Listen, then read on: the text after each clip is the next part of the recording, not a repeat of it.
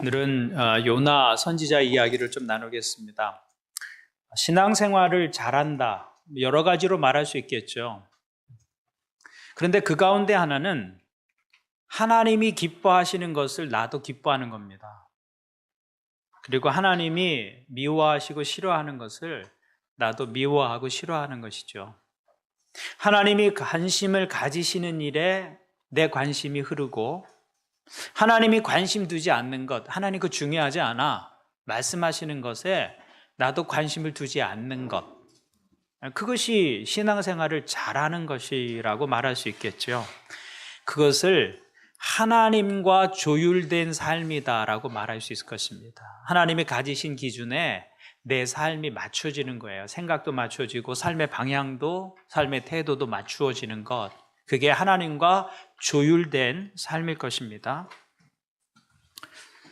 하나님과 조율된 신앙생활이 아니면 내가 열심히 하면 할수록 불협화음이 심해집니다. 하나님과 조율되지 않은 삶의 모습을 가지고 살면 살수록 나를 통한 잡음이 커지는 것이죠. 주변의 사람들이 행복해질 수 없습니다. 근데 그것이 바로 오늘 요나 선지자의 모습이었다는 것입니다. 요나는 주전 8세기에 활동했던 선지자였습니다. 근데 요나는 선지자이면서도 하나님과 조율되지 않은 삶의 기준을 가지고 있었습니다. 그래서 신구약에 소개된 하나님의 사람들 가운데 가장 불순종했던 사람 가운데 한 사람이 요나이고요. 청개구리와 같은 그런 모습으로 살았던 사람이 요나 선지자였습니다. 하나님은 요나에게 니느웨 성이라는 곳에 가서 하나님의 메시지를 전하라 이렇게 요청하셨습니다. 니느웨 성은 요나가 살고 있던 예루살렘에서 1000km 떨어진 아수르라는 나라의 수도였습니다. 당시 이스라엘은 아수르라는 나라의 위협 속에서 살고 있었습니다. 속국처럼. 그리고 나중에 북왕국 이스라엘은 바로 이 아수르에 의해서 멸망을 당하게 됩니다. 그래서 아수르는 이스라엘에게는 원수와 같은 나라였어요. 그런데 하나님께서 그 나라로 가서 하나님의 메시지를 전하라고 요나를 부르신 것입니다. 그러니 그 명령이 기쁠 리가 없습니다. 그래서 요나는 하나님이 니느웨로 가서 이 메시지를 전하라 주신 것이 있었는데 그것을 가지고 정반대 방향인 다시스, 스페인의 한 도시로 향했다는 것입니다. 우리 역사를 배경으로 말하면 일제강점기에 일제의 압제가 아주 극에 달했을 때 하나님이 저를 불러서 넌 사명이 일본을 위하는 것이다 이렇게 말씀해 주셨다면 그 부르심이 기쁘겠습니까? 일본에 가서 복음을 전하라. 저는 일본이 망하고 없어졌으면 바라는데 제가 지금 그랬다는 거 아닙니다. 그냥 제가 이 시점으로 들어가 봐서 일제강점기에 우리가 갖고 있었던 민족적 정서를 가지고 보면 그 나라가 망했으면 좋겠어요. 없어졌으면 좋겠어요. 그런데 하나님이 그 나라를 사랑하신다고 말씀하시면서 너는 그 나라를 위해서 내 메시지를 가서 전해라. 그래서 내 메시지를 듣고 그 땅이 용서받고 회복되기 원하는 것, 그것이 내 마음이다. 그렇게 저에게 말씀해 주셨다면 그 명령이 기쁠 수가 없을 것입니다. 그래서 제가 도쿄로 가기보다는 어디로 갔다는 거예요? 중국의 상해로 갔다는 겁니다. 그게 지금 요나의 이야기입니다. 반대 방향으로 도망칩니다. 아시리아가 하나님께 용서받고 회복되는 것이 싫었기 때문입니다. 그래서 선지자로서의 부름을 저버리고 도망가 버렸습니다. 그런 요나를 돌이키게 하시려고 하나님께서 바다에 폭풍을 일으키시고 큰 물고기를 준비하셨습니다. 우리가 요나 이야기에서 기억하는 가장 인상적인 이야기는 물고기 뱃속에서 3일을 살아난 사람, 이렇게 이야기를 하잖아요. 요나는 그 물고기 뱃속에서 회개합니다. 그리고 하나님의 말씀대로 니느웨 성으로 가서 하나님의 심판을 외칩니다. 그런데 하나님의 마음으로 외친 것이 아니었어요. 그 성이 3일 길이라고 했습니다. 성을 전체 도는데 3일 길인데 반나절 말씀을 전합니다. 그리고 끝내고 말았어요. 돌아오기를 기대하는 마음으로 아버지의 심정으로 전한 것이 아니라 전하라고 하시니까 어쩔 수 없이 전하지만 그냥 한 번 하고선 듣든지 안 듣든지 너희들이 망하기를 원한다, 이런 기대를 가지고 메시지를 전한 것이죠. 그런데 니느웨 성에 놀라운 일이 있었습니다. 그 반나절 복음을 전했는데, 메시지를 전했는데, 니느웨 사람들이 그 메시지를 듣고 회개하며 하나님께로 돌아온 겁니다. 왕에서부터 동물들까지 금식하며 죄를 뒤집어 쓰고 자신들의 죄를 회개하기 시작했습니다. 그래서 그 성이 하나님의 멸망에서 유예되죠. 요나서의 말씀이 여기서 끝이 났다면 얼마나 좋았을까라는 것이죠. 요나의 사역이 100% 성공한 것입니다. 그런데 4장을 보면 상황이 완전히 달라집니다. 4장 1절을 보면 요나가 이 일이 매우 못마땅하여 화가 났다, 이렇게 기록합니다. 하나님이 니느웨 성 사람들이 회개하는 모습을 보고 그 성을 회복시키셨어요. 하나님의 심판을 유예시켰습니다. 그 성을 용서해 주셨어요. 하나님은 기뻐하시는데, 그런데 요나는 기뻐하지 않습니다. 오히려 요나는 하나님이 하시는 그 일이 못마땅합니다. 그래서 화를 냅니다.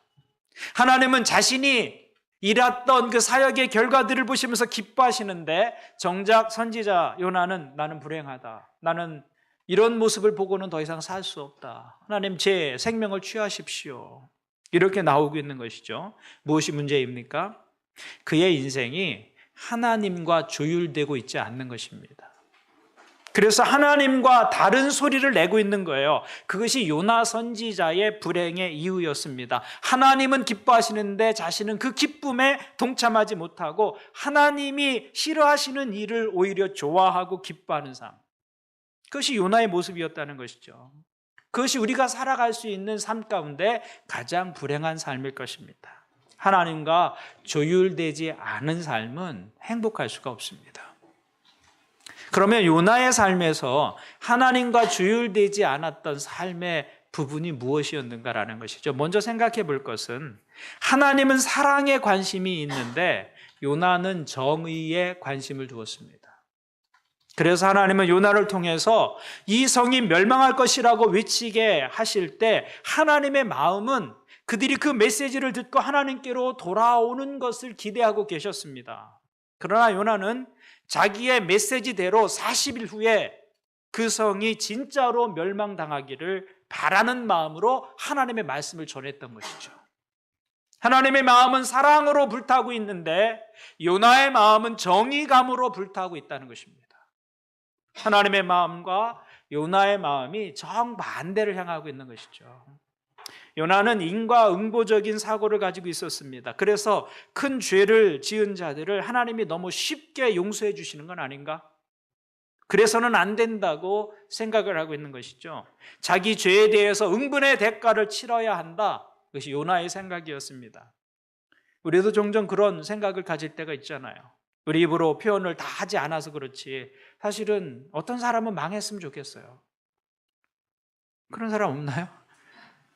있는데 그런 사람들은 그냥 망했으면 좋겠어요. 죄가 있는데 깨닫지 못하고 그냥 계속 그 길로 가다가 망했으면 좋겠어요. 온 국민을 분노하게 만드는 흉악범들을 하나님께 회개한다는 말 한마디로 그들을 천국의 백성으로 삼는다, 동의하기가 굉장히 어렵습니다. 우린 받아들이려고 하지 않아요. 그래서 악한 사람들이 회개했다고 하면 이거 좀 불공평하다, 어떻게 저런 사람도 좀 톡톡히 대가를 치르고 어떤 조건으로도 용서가 되어서는 안 되는데, 이런 생각을 할 때가 있습니다. 그것이 우리의 정의감입니다. 정의감이 잘못된 것 아닙니다. 악한 사람은 망하는 게 옳습니다. 그것이 정의죠. 그리고 하나님은 정의의 하나님이십니다. 그래서 하나님은 죄인을 절대로 용납하시지 않는 분이십니다.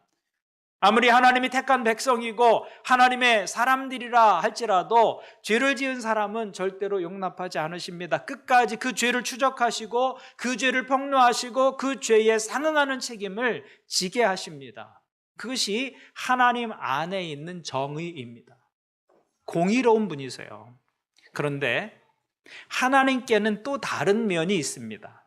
그것은 아무리 추악한 죄를 지었고 멸망당에 마땅한 사람이라 하더라도 회개하며 하나님께 나오면 무조건 용서해 주시는 은혜가 하나님께 있는 것이죠.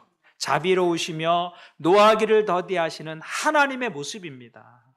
아무리 용서받을 수 없는 죄를 지었다 하더라도 자기의 죄를 미워하며 하나님께 나오는 사람들을 하나님은 거절할 수 없습니다. 하나님은 그들을 용서해 주십니다. 하나님의 사랑은 정의감을 뛰어넘습니다. 그래서 아무리 못된 사람이라도 그 마음속에 깊은 곳에서 용서받고 싶어하는 마음이 있고 자기의 죄를 후회하고 미워하는 마음이 있다면 하나님이 모른 채 하실 수 없습니다. 하나님께 돌아오는 죄인을 하나님은 거절하실 수 없습니다. 그것이 바로 하나님의 용서하시는 사랑입니다. 그리고 바로 여기에 모든 죄인들의 소망이 있는 것입니다. 그런데 이것을 모르는 사람은 하나님과 함께 기뻐할 수 없는 것이죠. 요나의 불행은 바로 여기서 시작된 것입니다. 신약 성경에도 요나와 같은 사람이 있었습니다. 누구냐면 탕자의 비유에 나오는 큰아들이었습니다. 사랑이 많은 아버지는 아버지의 재산을 받아 가지고 나가서 방탕한 삶을 살고 그 재산을 다 허비하고 빈털터리가 돼서 돌아오는 그 아들의 귀환을 아버지는 기뻐합니다. 그리고 잔치를 벌여주십니다. 그런데 큰 아들은 화가 나는 거예요. 그래서 성을 냈습니다. 아버지는 기뻐하는데 큰 아들은 화를 내고 분노하고 있습니다. 큰 아들의 논리는 이것이죠. 제멋대로 재산을 가지고 나가서 허랑방탕하게 실컷 못된 짓 하다가 이제 돈이 떨어지니까 거짓걸로 한 푼 없이 돌아온 그 아들을 이렇게까지 대접하는 것이 옳다는 말입니까? 그것이었습니다. 큰 아들의 분노는 정의감에서 나온 것이죠. 못된 짓을 한 아들은 벌 주고 자기처럼 열심히 아버지의 명령을 따라 일한 아들에게는 잔치를 베풀어 주는 것이 정의가 아니냐라는 것입니다. 근데 그 정의감은 동생이 돌아온 것을 기뻐하지 못하게 만들었습니다. 정의감이 마음을 지배하면 사람을 품기 어렵습니다. 그러나 하나님은 우리에게 정의감보다 훨씬 높고 귀한 것이 있음을 가르쳐 주셨습니다. 그것은 사랑이었습니다. 아무리 정당한 정의감이라 하더라도 죄를 뉘우치고 돌아온 자에 대한 사랑보다 더 높고 귀할 수는 없다. 하나님이 만약 정의만을 중요하게 여기셨다고 한다면 우리 중에 구원받을 수 있는 사람은 아무도 없었을 것입니다. 그러나 하나님은 정의감 위에 사랑을 두셨습니다. 그래서 성경은 우리가 아직 죄인 되었을 때에 하나님께서 우리를 사랑하셨다고 말씀하고 있는 것이죠. 우리가 어떤 액션을 취하기도 전에 하나님이 우리를 먼저 사랑해 주셨다. 하나님은 정의 위에 사랑을 두신 것입니다. 그런데 요나는 하나님의 나라는 은혜가 지배하는 곳이다 라는 사실을 잊어버렸습니다. 그는 영적인 건망증 환자입니다. 자기가 하나님께 어떠한 대우를 받았는지를 까맣게 잊어버렸어요. 까맣게. 하나님은 도망치는 요나를 정의로 대하지 않으셨습니다. 요나가 요구하는 정의로 하나님이 그를 대하셨다면 그는 다시스로 가는 배 위에서 망하고 말았을 것입니다. 그의 인생은 거기서 끝났을 거예요. 그러나 하나님은 요나를 정의로 대하시지 않고 사랑으로 대하셨습니다. 그래서 그를 위해 큰 물고기를 준비하셨습니다. 요나는 물고기 뱃속에서 하나님께 자기의 죄를 자복하며 살려달라고 애원합니다. 그리고 하나님은 그의 기도를 들으셨습니다. 그래서 그에게 새로운 기회를 주십니다. 하나님은 마치 아무 일도 없었던 것처럼 요나의 선지자직을 다시 회복시켜 주셨습니다. 그리고 처음에 맡겼던 그 일을 똑같이 맡기셨습니다. 요나는 하나님의 사랑 때문에 살 수 있었습니다. 그런데 그 요나가 하나님이 자기를 대하신 그 사랑으로 다른 사람들을 대하신다는 사실에 분노하고 있는 것입니다. 그것이 싫다고 지금 하나님 앞에 화를 내고 있는 것이죠. 이렇게 인간은 자기가 받은 은혜를 너무 쉽게 잊어버리는 것입니다. 너무도 쉽게 내가 은혜로 구원받았다는 사실, 내가 자격이 하나도 없는데 하나님께서 나를 받아주시고 용서해 주시고 하나님의 자녀로 삼아주셨다는 사실을 까맣게 잊어버리는 것입니다. 그래서 하나님의 은혜에 대한 감격과 감사가 사라지고 그 다음부터는 내가 마땅히 받을 것을 받았다. 마땅히 내가 자격 있는 것을 누리고 있다. 지금 내가 누리고 있는 이것은 당연한 것이다. 라는 생각이 우리 영혼의 자리를 잡는 것입니다. 지금 요나의 모습이 그 모습이죠. 요나 선지자는 하나님의 용서를 자기가 받은 것은 당연하지만 이방인들도 동일한 용서의 대상이 된다는 사실을 받아들이기가 어려웠던 것입니다. 그러나 하나님은 모든 사람의 하나님이십니다. 나만 사랑하시거나 우리 가정만 사랑하시거나 내 교회만 사랑하시거나 내 민족만 유독히 사랑하시는 그런 하나님은 성경의 하나님이 아닙니다. 그래서 하나님의 은혜는 아무도 독점할 수 없습니다. 그래서 하나님은 니느웨 백성도 용서해 주셨고 모질고 독한 요나 선지자도 끝까지 참아주시고 있는 것입니다. 하나님께는 니느웨 백성들이나 요나나 모두 지독한 죄인에 불과할 뿐입니다. 그런데 요나는 이것을 인정하지 않죠. 그래서 자기는 하나님 앞에 은혜의 문을 통하여 하나님 앞으로 나아갔음에도 불구하고 다른 사람들은 하나님 앞에 설 때에 정의의 문을 지나서 가기를 바라고 있는 것입니다. 요나는 내가 미워하는 사람을 하나님도 미워하시기를 바라는 거예요. 그런데 여러분, 내가 미워하는 그 사람을 하나님도 미워하실 것이다. 큰 착각입니다. 그래서 조심해야 합니다. 내게 상처 주고 내게 아픔을 주고 손해를 준 그 사람을 하나님도 나와 같이 원수로 여기시고 그의 삶의 고통과 어려움과 가난과 질병으로 복수해 주셨으면 좋겠는데 하나님은 그러시는 분이 아니세요. 하나님은 그 사람을 사랑하십니다. 여러분, 그게 기분 나빠도 사실입니다. 믿기 어렵지만 그것이 사실이라는 것입니다. 그래서 11절에서 하나님께서 이렇게 말씀하십니다. 하물며 좌우를 가릴 줄 모르는 사람들이 12만 명도 더 되고 짐승들도 수없이 많은 이 큰 성읍 니느웨를 어찌 내가 아끼지 않겠느냐. 내가 너만 아끼는 줄 아느냐? 내가 이 큰 성읍의 사람들도 너처럼 아끼지 않겠느냐. 내가 미워하는 그 니느웨 사람들을 나는 아끼고 있다고 말씀하고 있는 것이죠. 그러면서 그 성의 사람이 12만 명도 더 된다라고 말씀하고 있는데 여기 사람이라고 쓴 히브리어의 원래 단어는요, 아담이라는 말입니다. 아담. 여기 이 성에 12만 명도 넘는 아담이 있다 이렇게 말씀하고 있는 거예요. 그 아담이 누군데요? 창세기 1장 26절에서 우리가 우리의 모양대로 사람을 만들 자의 그 사람이 아담이라는 말이에요. 그때 그 사용한 그 단어를 가지셔다가 12만 명의 아담이 있다 이렇게 말씀하고 있는 거예요. 그러니까 요나가 볼 때는 저 죽일 놈들이라고 생각하고 있는데 그 니느웨 백성을 하나님은 어떻게 보셨느냐면 창세기 1장에서 하나님 보시기에 심히 좋았더라 했던 그 사람, 그 아담으로 보고 있다는 것입니다. 그렇기 때문에 하나님께서는 그들을 진멸할 수가 없었던 거죠. 그들을 용서하고 회개의 기회를 주셔서 그들을 다시 살리시는 것입니다.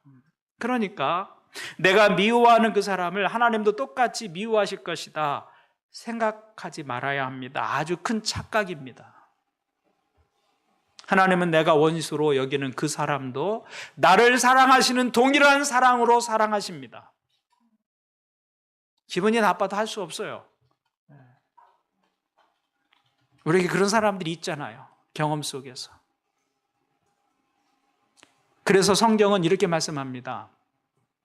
내 원수가 배고파하거든 음식을 먹이고 목말라 하거든 물을 마시게 하라. 너에겐 원수지만 하나님께 누구예요? 여전히 사랑하시는 아담인 것입니다. 아담. 마태복음 5장을 보니까 너희 원수를 사랑하고 너희를 박해하는 사람을 위하여 기도하여라.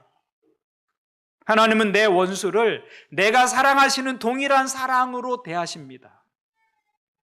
그래서 우리가 이것을 조심해야 한다는 것이죠.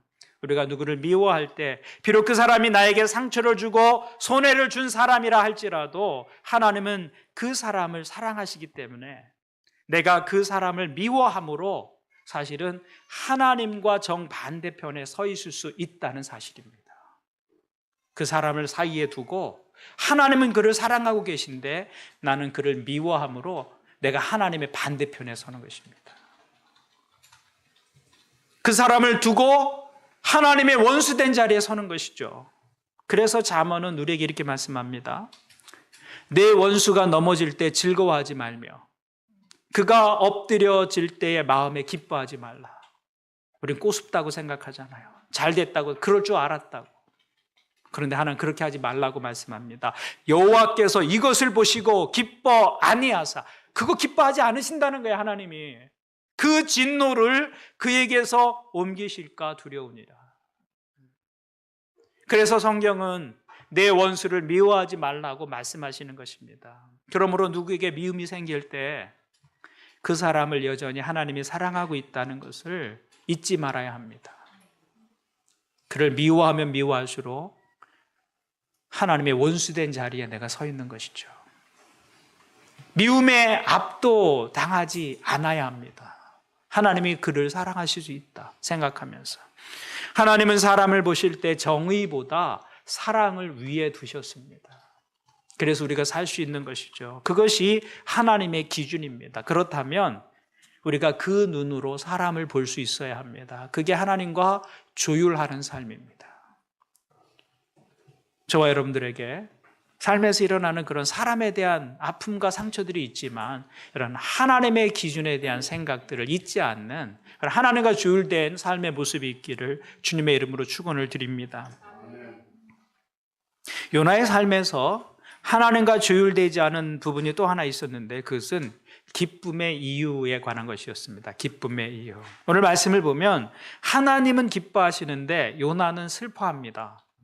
하나님은 행복해 하시는데 요나는 불행합니다. 이게 누구예요? 이게 사실은 이 사탄이죠. 사탄. 하나님이 기뻐하는데 불행하다고 느끼고 하나님은 즐거워하는데 슬퍼합니다. 요나가 그런 하나님 반대편에 섰던 이유 중에 하나는 기쁨의 이유가 하나님과 달랐기 때문입니다. 요나서를 읽어보면 요나가 한 번도 기뻐했다는 기록이 없습니다. 그는 선지자로 하나님이 부르셨을 때 기뻐하지 않았습니다. 기뻐하지 않아요. 하나님의 부르심을.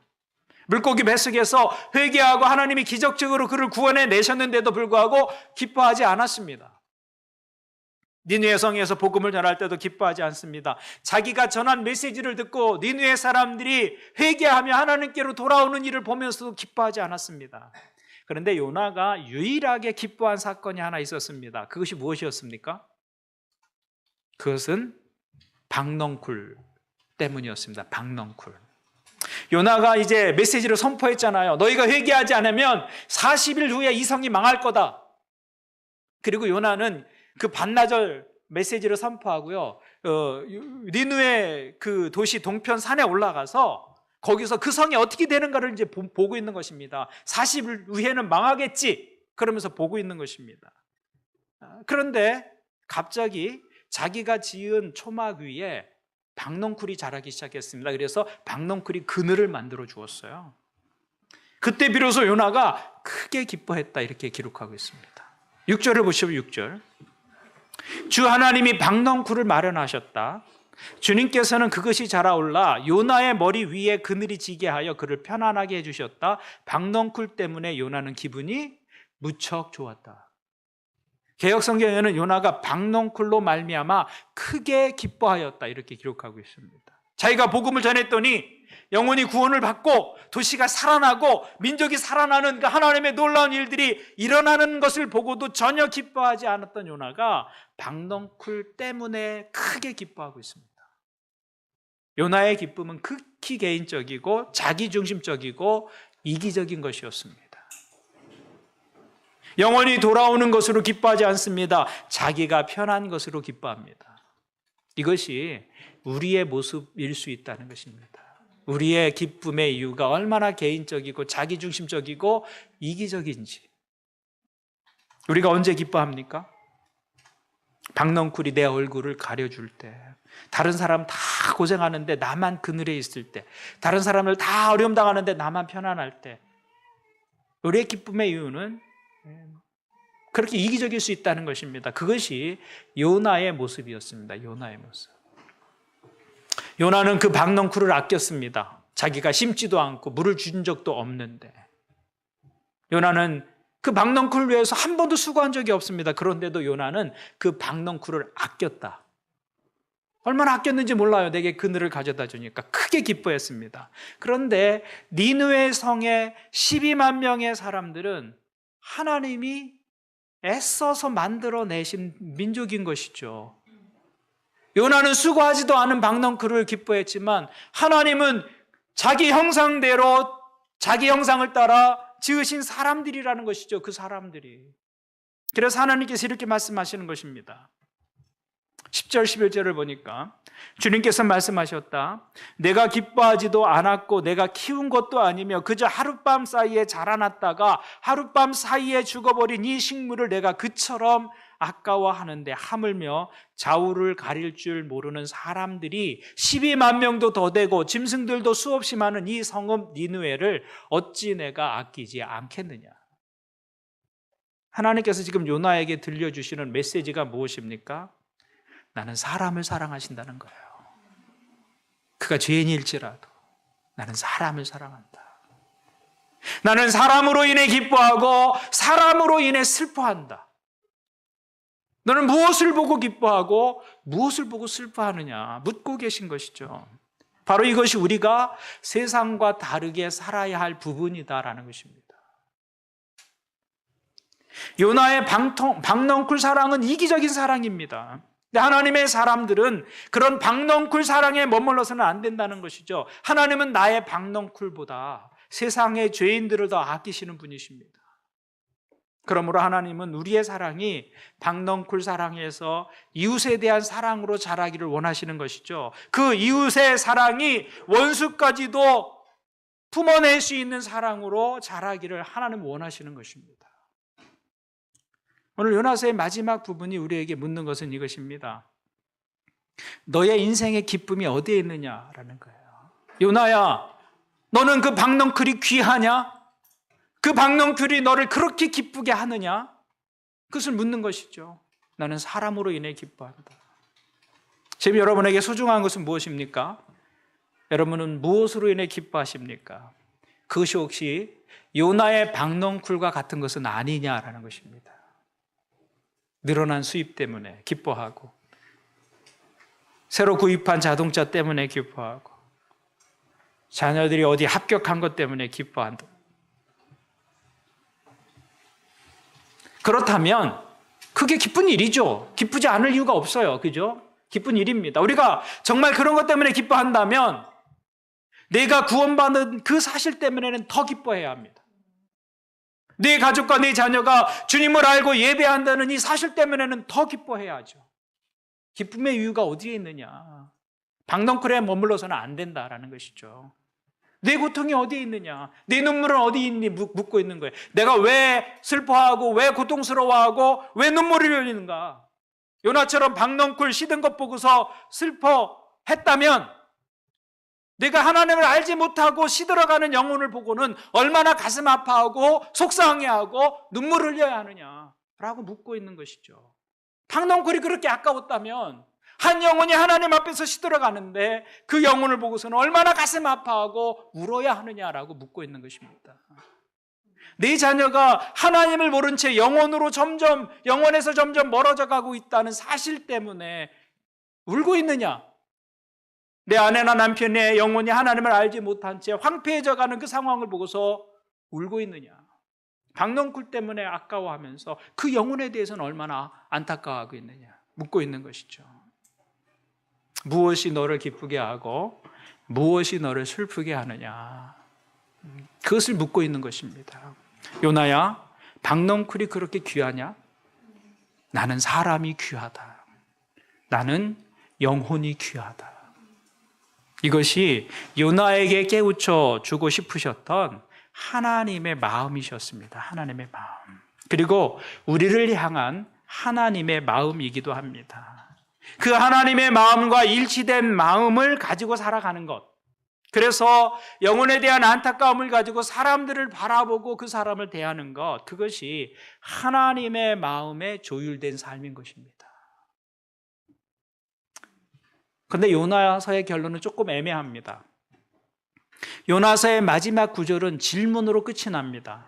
그 질문에 대한 결론이 없어요.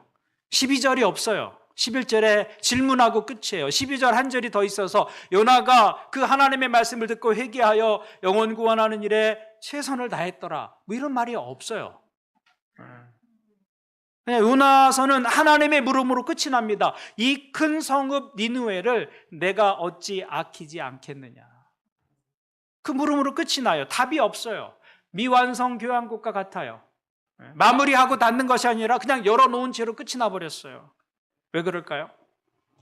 그것은 요나서 4장 11절 이후의 기록은 우리의 몫이라는 것입니다. 우리의 몫이에요. 사도행전 28장도 바울이 로마로 가는 것으로 끝이 나요. 로마에서 뭘 했다는 얘기가 없어요. 그래서 사도행전 29장은 우리의 몫이다 이렇게 말하잖아요. 사도행전 28장이 끝나지만 29장은 우리의 몫이다. 마찬가지로 요나서 5장도 우리의 몫이다라고 말할 수 있는 것이죠. 하나님의 물음에 대한 답을 내가 기록하라는 거예요. 이 큰 성읍 니느웨를 어찌 내가 아끼지 않겠느냐, 그 물음에 대한 답을 우리 삶으로 기록해내라는 것입니다. 그래서 요나서 5장을 우리가 삶으로 기록하고 있는 것이죠. 내가 얼마나 사람을 사랑했는지, 내가 얼마나 사람을 소중히 여겼는지, 누구를 살렸고 누구를 세웠고 누구를 섬겼는지, 너는 너의 니느웨를 어떻게 품게 되었는지, 그 니느웨의 사람들을 사랑하는 흔적을 가지고 내게로 오라 라고 말씀하고 있는 것입니다. 요나서 4장 11절 이후는 우리가 기록해야 할 우리 인생의 숙제인 것입니다. 그리고 교회는 함께 그 요나서 5장을 함께 써내려가는 공동체인 것이죠. 그래서 우리가 여기서 예배하고 하나님의 마음에 예배드리면서 우리를 다시 조율시키는 것입니다. 하나님의 마음이 어디로 향하고 있는가. 매일 우리의 삶으로 그 부분을 써내려가는 삶, 그것이 신앙이다라는 것이고, 그것이 교회 공동체의 모습이다라는 것입니다. 이제 저와 여러분에게 숙제가 주어졌습니다. 4장 11절의 답이 무엇이냐, 그 답을 삶으로 써내려가는 것, 그것이 우리에게 주어진 삶의 숙제인 것이죠. 저는 우리 교회가 이 부분을 잘 써내려가는 그런 교회가 되었으면 좋겠습니다. 그래서 주님이 사랑하는 사람들을 우리도 사랑하고, 주님의 마음이 흘러가는 사람들에게 우리의 마음이 흘러가고, 그래서 니느웨가 회복되는 것을 통해 하나님과 함께 기뻐하는 그런 영혼의 모습을 가진 저와 여러분, 또 우리 더함 교회가 되기를 주님의 이름으로 축원을 드립니다. 아멘. 우리 말씀을 가지고 함께 기도할까요? 하나님께서 우리를 요나와 같이 부르셨습니다. 하나님 우리를 은혜로 대하셨어요. 그 은혜 때문에 우리가 하나님을 아버지라고 부를 수 있습니다. 먼저는 그 은혜에 대한 감사함이 우리에게 있어야 할 것입니다. 그리고 하나님이 여전히 은혜로 대하는 세상에 대해서, 그 세상이 내가 미워하고 마음에 품지 못하는 사람이라 할지라도 하나님이 그를 사랑으로 대하신다는 것을 우리가 기억해야 할 것입니다. 하나님, 그래서 제가 누구를 미워함으로 하나님 원수의 자리에 서지 않게 도와주십시오. 여러분 그렇게 기도하십시오. 그리고 하나님 저를 통해서 요나서 5장, 내가 이 큰 성읍 니느웨를 아끼지 않겠느냐, 그 사람들을 제가 어떻게 사랑하고 어떻게 섬겼고 어떻게 세웠고, 그 니느웨 원수 같은 존재라 할지라도 제가 어떻게 그를 품으려고 노력하고 애썼는지, 그것이 하나님 앞에 설 때 제 인생의 기록이 되게 도와주십시오. 우리 교회가 그런 인생의 숙제들을 함께 써내려가는 그런 거룩한 공동체가 되게 도와주십시오. 우리 말씀을 가지고 함께 주님 앞에 나가서 기도하겠습니다.